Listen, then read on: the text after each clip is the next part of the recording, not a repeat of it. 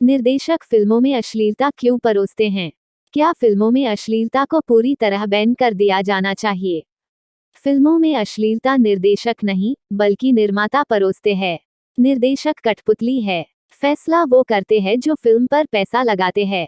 भारत का फिल्म उद्योग पूरी तरह से बहुराष्ट्रीय कंपनियों पर निर्भर है, और वे ही इनके सबसे बड़े फाइनेंसर है।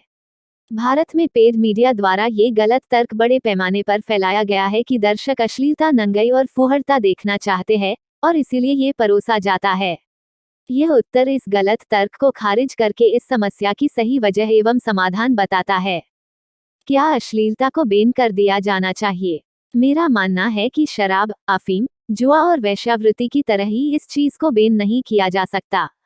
मतलब करना चाहे तो भी नहीं हो पाएगा। जब से सृष्टि है या मानव समाज है, तब से सभी प्रकार की सभ्यताओं में ये चीज मौजूद रही है और मौजूद रहेगी। यदि इसे बैन किया गया तो इसका अवैध कारोबार बढ़ेगा और पुलिस जज इस बैन के एवज में नागरिकों को लूटना शुरू कर देंगे। लेकिन हमें इसको अधिनियमित करने की जरूरत है, ताकि यह हमारी सार्वजनिक संस्कृति न बन जाए। इस जवाब में मैंने वे कानून सुझाए हैं जिन्हें गेजेट में छापने से इस समस्या को काफी कम किया जा सकता है। क्या ये जवाब आपके काम का है? इस जवाब को सुनने से पहले कृपया अपने आप को निम्नलिखित प्रश्नों के जवाब दें। यदि आप परिवार के साथ प्राइम टाइम के दौरान न्यूज चैनल देख रहे हो और यदि ब्रेक के दौरान कॉन्डोम का एक उत्तेजक विज्ञापन दिखाया जाता है तो आपके मन में क्या विचार आता है? क्या आप यह मानते हैं कि प्राइम टाइम के दौरान यह उत्तेजक विज्ञापन इसलिए दिखाया जा रहा है ताकि आपके परिवार में कॉन्डोम के बारे में जागरूकता फैलाई जा सके? एवं इस तरह की जागरूकता फैलाने का सबसे मुफीद समय ये है कि इसे ऐसे समय दिखाया जाए ताकि पूरा परिवार इसे एक साथ देख सके? या क्या आप मानते हैं कि चूंकि आप सपरिवार इस विज्ञापन को देखना चाहते हैं इसलिए आपकी मांग के अनुसार ही यह विज्ञापन दिखाया जा रहा है? क्या आप मानते हैं कि टीवी चैनल्स पर दिखाई जा रही फिल्मों, सीरियलों, विज्ञापनों, गानों आदि में जो अश्लीलता, फुहड़ता परोसी जा रही है, आपकी एवं आपके परिवार की मांग है, और इसीलिए ये सब आपको इस तरह दिखाया जा रहा है ताकि आप सपरिवार इन्हें देख सके? क्या आप मानते हैं कि भारत के ज्यादातर परिवारों एवं पारिवारिक सदस्यों की यह मांग है कि उन्हें परिवार सहित इस तरह की अश्लील फुहड़ सामग्री देखनी है, और इसीलिए ये सब दिखाया जाता है? क्या आप मानते हैं कि आपके फेसबुक, कोरा में जितने भी मित्र हैं उनमें से ज्यादातर लोगों की यह मांग है कि उन्हें प्राइम टाइम पर अश्लील फुहड़ सामग्री चाहिए ताकि वे परिवार सहित इसका आनंद ले सके? क्या आपके पारिवारिक सदस्य, मित्र, रिश्तेदार अपने परिवार के साथ इस तरह की अश्लीलता, नंगापन, द्वियथी फुहड़ता से युक्त सामग्री देखना पसंद करते हैं? यदि ऊपर दिए गए 6 प्रश्नों में से किन्हीं 2 प्रश्नों के उत्तर यदि आप हाँ के रूप में देते हैं, तो यह जवाब आपको निराश करेगा।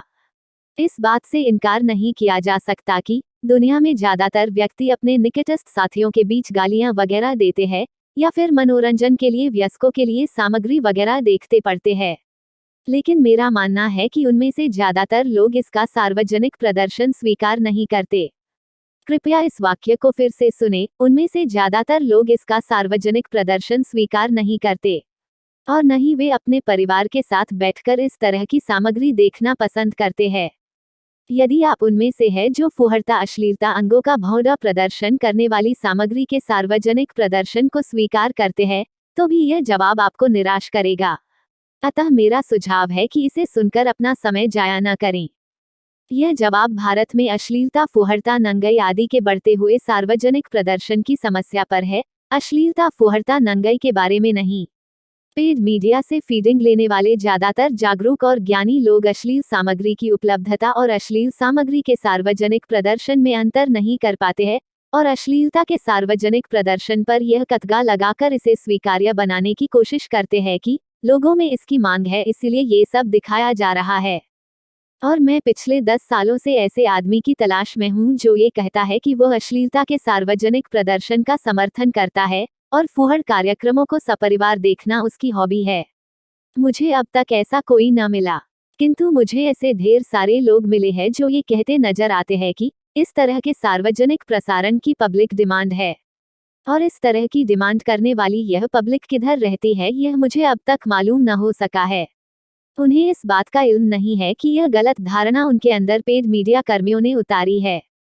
क्या फिल्मों और टीवी पर दिखाई जा रही अश्लीलता और फुहड़ता एक समस्या है? वे व्यक्ति जो इन चारों माध्यमों के दर्शक है। अंग्रेजी फिल्में, हिंदी फिल्में, अंग्रेजी टीवी धारावाहिक। हिंदी धारावाहिक ने नोटिस किया होगा कि नॉन पोर्न अंग्रेजी फिल्में तथा नॉन पोर्न अंग्रेजी धारावाहिकों में अश्लीलता का प्रदर्शन बेहद कम है, जबकि मुख्य धारा की हिंदी फिल्मों तथा टीवी धारावाहिकों में काफी ज्यादा अश्लीलता दिखाई जा रही है। कई हिंदी फिल्में लगभग सॉफ्ट पोर्न फिल्मों की तरह प्रतीत होती है। यहाँ तक कि एक्शन फिल्मों में भी आइटम सॉन्ग वगैरह के नाम पर अनावश्यक अश्लीलता परोसी जाती है। इस प्रकार की अश्लीलता अंग्रेजी फिल्मों धारावाहिकों में बहुत ही कम देखने को मिलती है। ये समस्या आम है और लगभग सभी इससे वाकिफ है। दो देशों ए और बी का उदाहरण लीजिए। यदि बी देश की फिल्मों धारावाहिकों में अश्लीलता का प्रदर्शन ए की तुलना में ज्यादा किया जा रहा है तो कई मायनों में बी देश ए की तुलना में पिछड़ जाएगा। क्यों? कैसे फूहड़ता का आधिक्य किसी देश को कमजोर बना सकता है?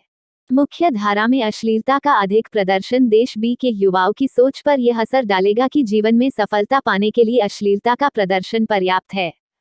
जब उन्हें ये प्रतीत होगा कि सफल होने के लिए अश्लीलता, सुंदरता का प्रदर्शन आदि काफी है, तो वे अपनी मानसिक क्षमता के विकास को गैर जरूरी समझेंगे।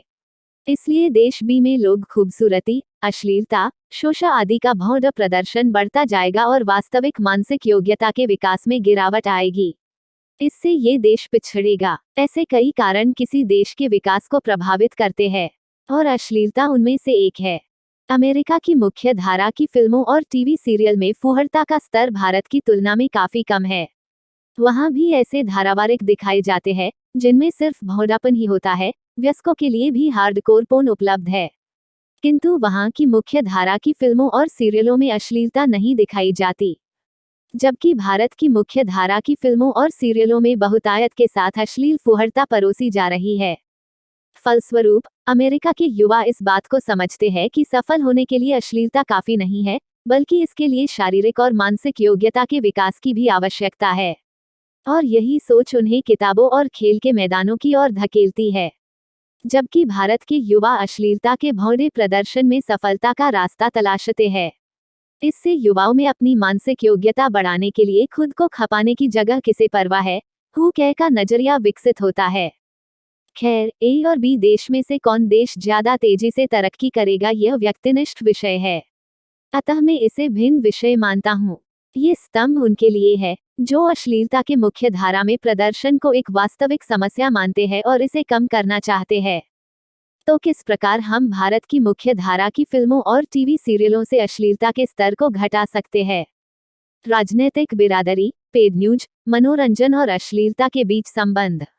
राजनीतिक बिरादरी, पेड न्यूज, मनोरंजन और अश्लीलता के बीच संबंधों के बारे में मेरा आकलन प्रस्तुत करने के उपरांत में यह विवरण रखूंगा कि किस तरह दूरदर्शन अध्यक्ष के वोट वापसी पासबुक एक दायरे में आने के बाद अश्लीलता में कमी आएगी।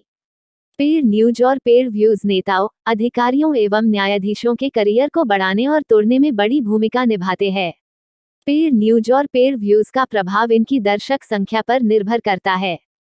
मनोरंजन दर्शकों की संख्या बढ़ाता है, लेकिन मनोरंजन दर्शकों की संख्या घटा भी देता है यदि मनोरंजन का प्रसारण तब किया जाए जबकि उस समय अन्य माध्यम महत्वपूर्ण खबरें दिखा रहा हो।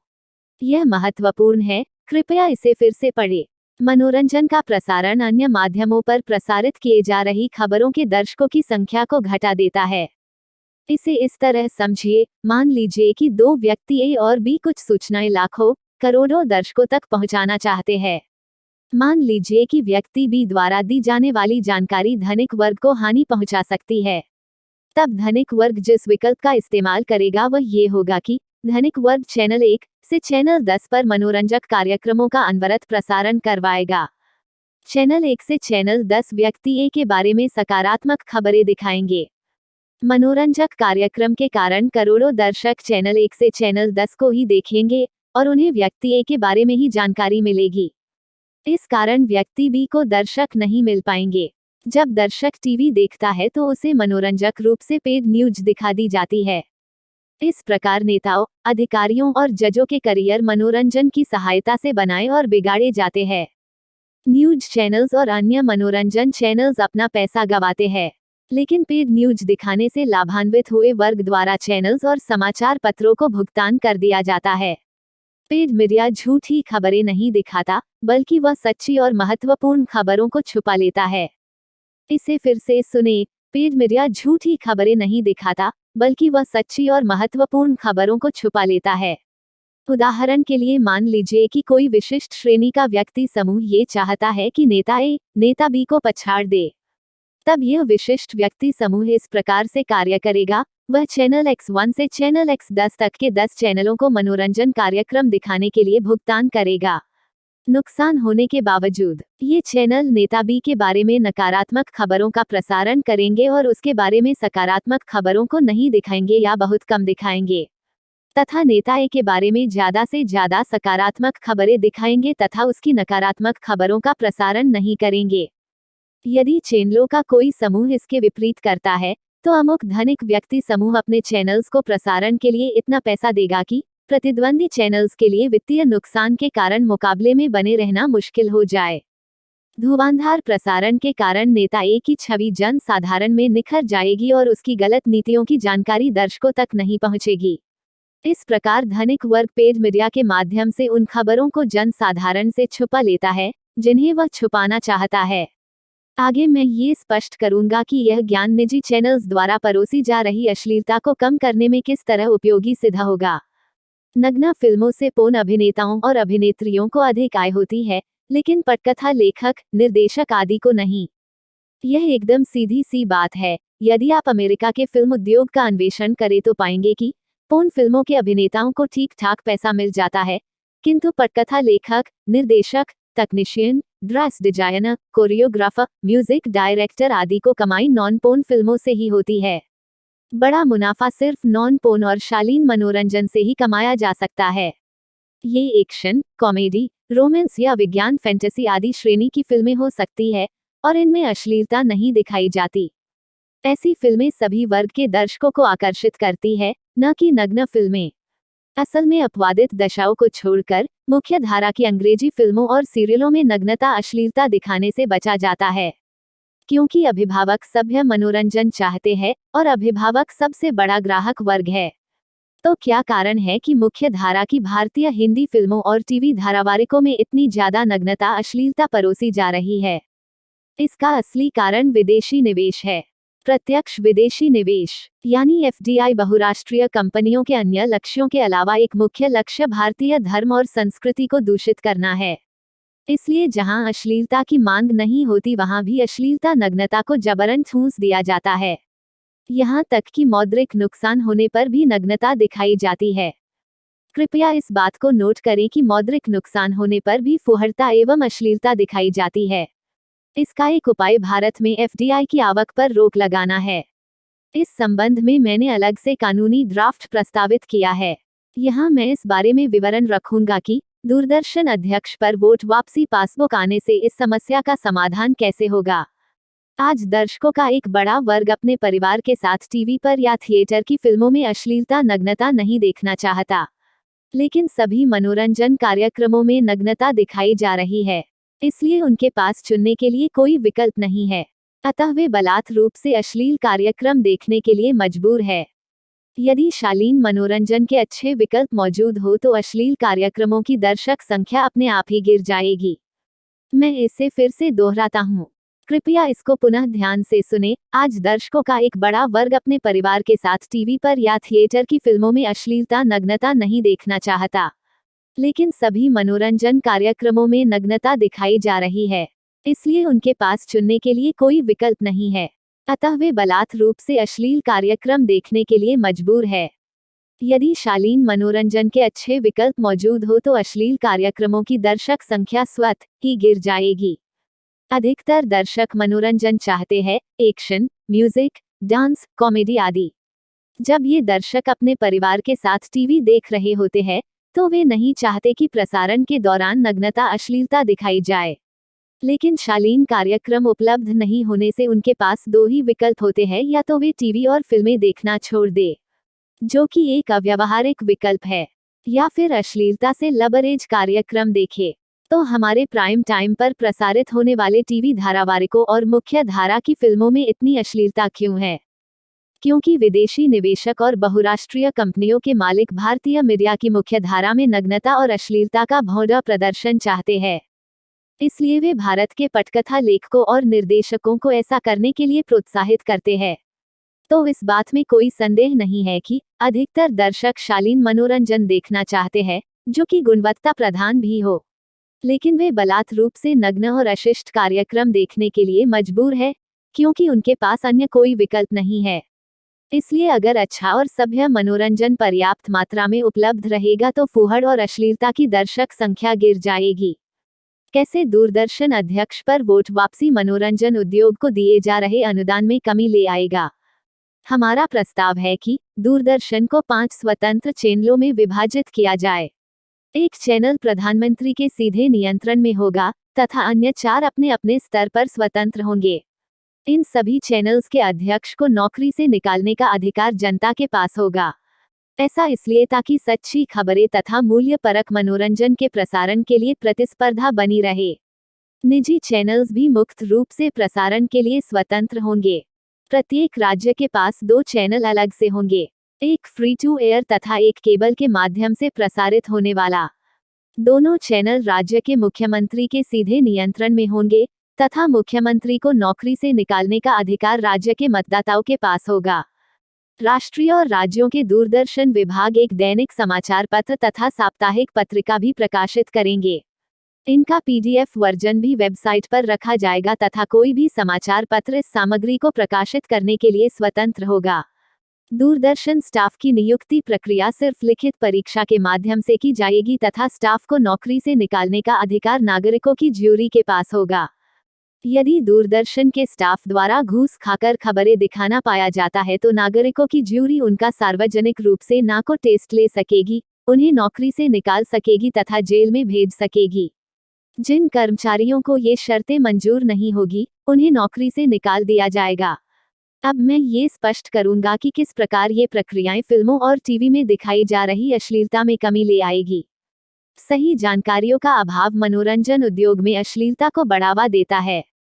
कई युवक युवतियां ग्लैमरस दुनिया की ओर इसलिए आकर्षित होते हैं क्योंकि वे इस तथ्य से अनभिज्ञ है कि अन्य क्षेत्रों की तुलना में मनोरंजन उद्योग में सफलता हासिल करने की संभावना बेहद कम है। ग्लैमर की दुनिया के अधिकांश कलाकार अंततोगत्वा कम वेतन पर वयस्कों के लिए मनोरंजन उपलब्ध कराने के पेशे के शिकार होकर रह जाते हैं। यदि इस संबंध में पूरे आंकड़े सच्चे उदाहरणों के साथ उपलब्ध करवाए जाएं तो युवा वर्ग ये बात जान जाएगा कि ग्लैमर की दुनिया के 99% कलाकार सामान्य जीवन यापन में भी असफल रहते हैं। इससे ग्लैमर की दुनिया की ओर लगाई जाने वाली अंधी दौड़ में गिरावट आएगी और लागत बढ़ेगी। दूरदर्शन अध्यक्ष पर वोट वापसी पासबुक आने से चैनलों को पेड न्यूज से होने वाली आय में कमी आएगी, जिससे लागत बढ़ेगी। दूरदर्शन अध्यक्ष ये सुनिश्चित करेगा कि देश के सभी नागरिकों तक सभी महत्वपूर्ण जानकारी पहुंचे। इससे सभी निजी चैनल मिलकर भी किसी खबर को छुपा नहीं पाएंगे, क्योंकि दूरदर्शन उन खबरों का प्रसारण कर देगा और निजी चैनल एक्सपोज हो जाएंगे। अतः सच को छुपाने के लिए किए जा रहे भुगतान के व्यर्थ हो जाने के कारण धनिक वर्ग न्यूज चैनल्स को भुगतान करना बंद कर देंगे। इससे चैनल्स के मालिकों की अश्लील मनोरंजन के प्रसारण की क्षमता गिर जाएगी। सभी निजी चैनल्स में मनोरंजन के प्रसारण की कमी आएगी, परिणामस्वरूप अश्लीलता में भी कमी आएगी। वोट वापसी पासबुक के अधीन होने पर दूरदर्शन अध्यक्ष फुहड़ता रहित मनोरंजन को प्रोत्साहित करेगा। दूरदर्शन के पास बेहद विशाल संसाधन और संपत्तियां हैं, और कोई कारण नहीं कि दूरदर्शन अन्य निजी चैनल से अच्छा प्रदर्शन न कर सके। किंतु दूरदर्शन अध्यक्ष कार्यकुशल तरीके से कार्य करता है। वोट वापसी पासबुक दूरदर्शन की कार्यकुशलता को बढ़ा देगी और वह शालीन गुणवत्ता प्रधान मनोरंजन उपलब्ध करवाएगा। इससे जो दर्शक एक्शन, कॉमेडी आदि से युक्त शालीन मनोरंजन चाहते हैं वे दूरदर्शन पर ऐसे कार्यक्रम देख सकेंगे। इससे अश्लील कार्यक्रमों की मांग एवं दर्शक संख्या गिर जाएगी। BBC इसी तरह से कार्य करता है। BBC ब्रिटिश सरकार का चैनल है तथा यह एक्शन, कॉमेडी आदि श्रेणियों के ढेर सारे गुणवत्ता प्रधान शालीन कार्यक्रमों का प्रसारण करता है। अतः दर्शक अपनी मनोरंजन की खुराक BBC के कार्यक्रमों से पूरी कर लेते हैं और अश्लील कार्यक्रमों में कोई रुचि नहीं दिखाते। जिन्हें अश्लील मनोरंजन देखना होता है, वे अन्य चैनल्स और स्रोतों से अपनी कमी पूरी कर लेते हैं, लेकिन मुख्य धारा में शालीन कार्यक्रमों की बहुलता बनी रहती है। यदि इस बारे में सच्चे और विस्तृत आंकड़े जारी किए जाएं तो युवा वर्ग ये जान जाएगा कि ग्लैमर की दुनिया एक करियर बनाने के लिए एक घटिया विकल्प है और इससे अश्लीलता में कमी आएगी। यदि इस संबंध में पूरे और सच्चे आंकड़े प्रकाशित किए जाए कि 20 वर्ष पहले ग्लैमर की दुनिया में कदम रखने वाले युवा आज उन युवाओं की तुलना में कहाँ हैं जिन्होंने मेडिकल, इंजीनियरिंग, कार्यालय आदि को करियर के रूप में चुना था, तो वास्तविकता सामने आने से युवा वर्ग की रुचि धारावाहिकों, फिल्मों और मॉडलिंग आदि पेशों को अपनाने में घट जाएगी। इससे फिल्में, धारावाहिक, विज्ञापन आदि की लागत बढ़ जाएगी और मनोरंजन की लागत बढ़ेगी। फलस्वरूप अश्लीलता परोसने की लागत भी बढ़ जाएगी। इस समय दूरदर्शन अध्यक्ष ऐसे किसी भी आंकड़ों को नहीं दिखाना चाहता, क्योंकि उसे अभिभावकों के असंतोष से किसी प्रकार के नुकसान होने का भय नहीं है। इसके अलावा शिक्षा विभाग और दूरदर्शन अध्यक्ष के उन वर्गों से अच्छे संबंध है जो ग्लैमर की दुनिया में मुकामी है और वे नहीं चाहते कि इस प्रकार के कोई भी आंकड़े दिखाए जाएं। सार, जब दूरदर्शन अध्यक्ष पर वोट वापसी पासबुक का प्रस्तावित कानून ड्राफ्ट गैजेट में प्रकाशित हो जाएगा तो मुख्य धारा के प्रसारण में अश्लीलता घटेगी, क्योंकि दूरदर्शन वे सच्ची खबरें और जानकारियां दर्शकों तक पहुंचाएगा जिन्हें निजी चैनल्स धनिक वर्ग से पैसा लेकर छुपा रहे हैं।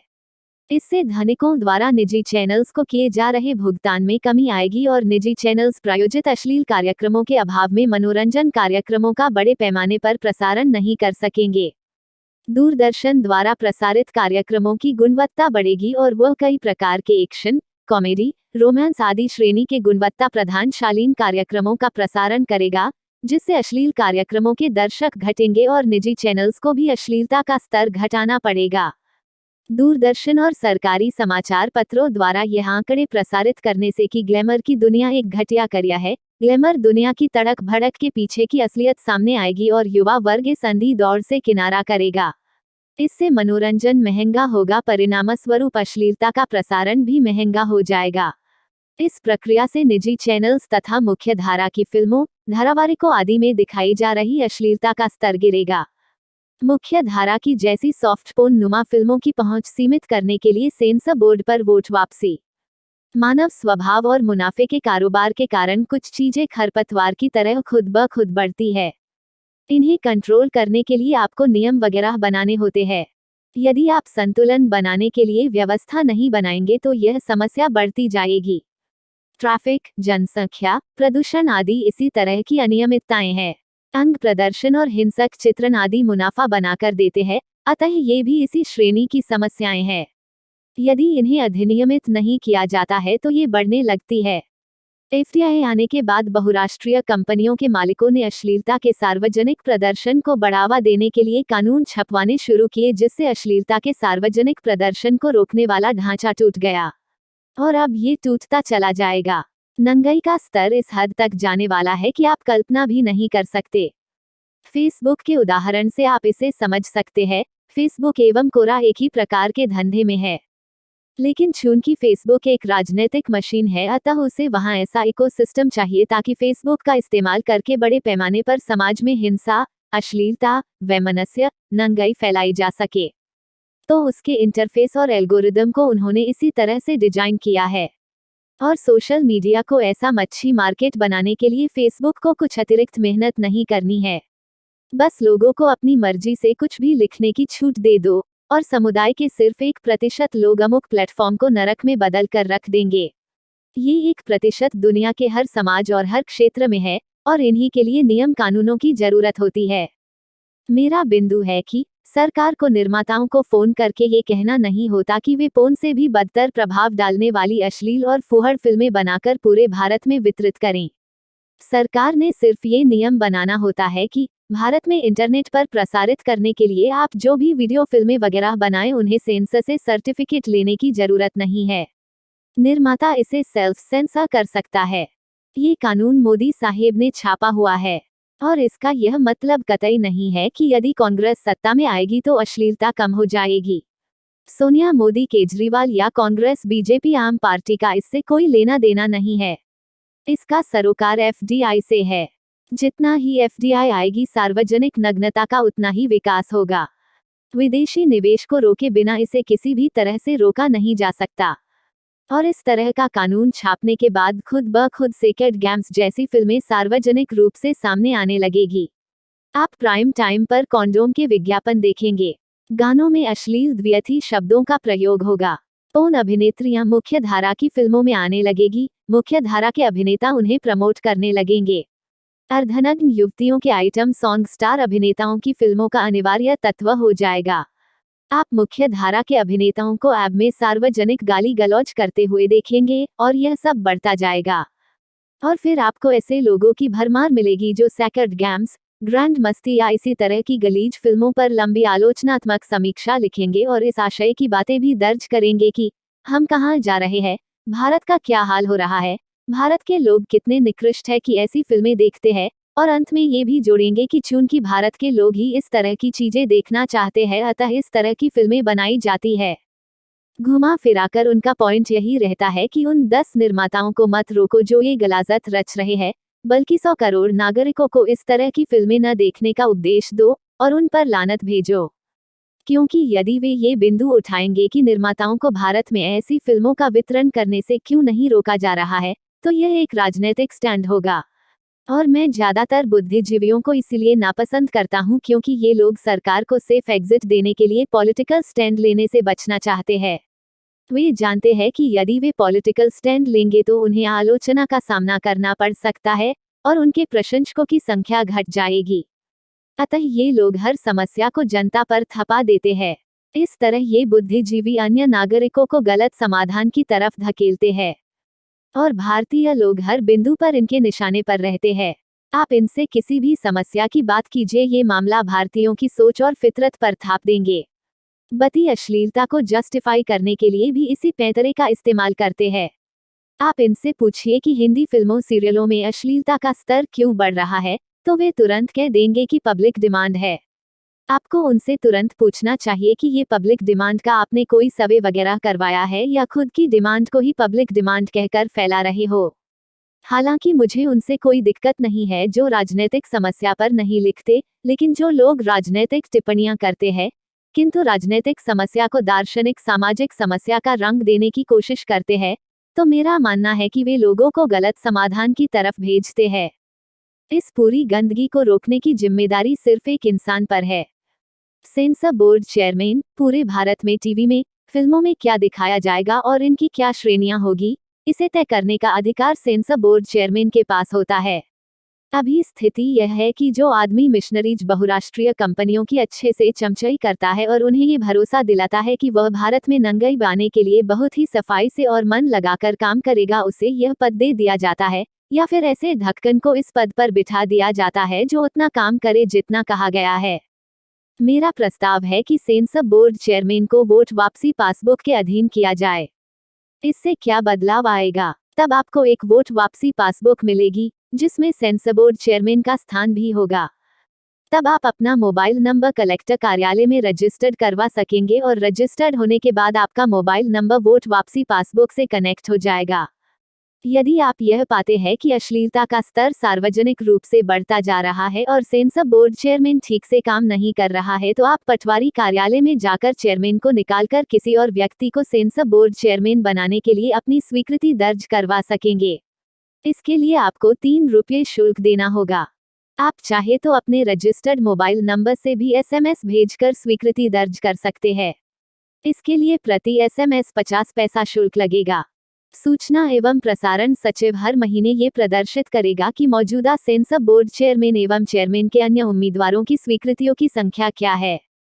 यदि किसी उम्मीदवार को देश की मतदाता सूची में दर्ज कुल मतदाताओं की 35% स्वीकृतियां प्राप्त हो जाती है और यदि यह स्वीकृतियां सेंसर बोर्ड के मौजूदा चेयरमैन से 1% अधिक भी है, तो PM सबसे अधिक स्वीकृतियां प्राप्त करने वाले उम्मीदवार को सेंसर बोर्ड का नया चेयरमैन नियुक्त कर देंगे।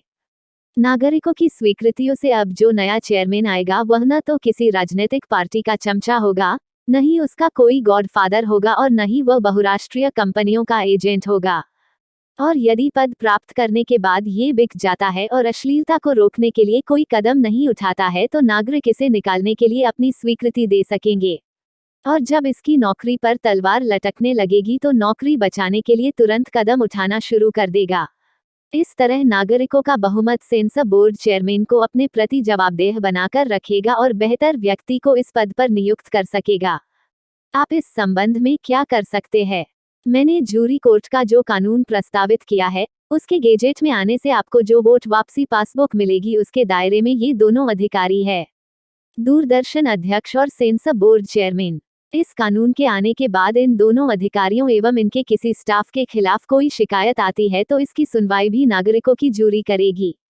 यदि आप ये कानून चाहते हैं तो प्रधानमंत्री को एक पोस्ट कार्ड भेज सकते हैं कि वे जूरी कोर्ट कानून को गेजेट में प्रकाशित करें। पोस्ट कार्ड में ये लिखे, प्रधानमंत्री जी, प्रस्तावित जूरी कोर्ट के कानून को राजपत्र में छापें। अधिक जानकारी के लिए नीचे दिया गया लिंक खोलें।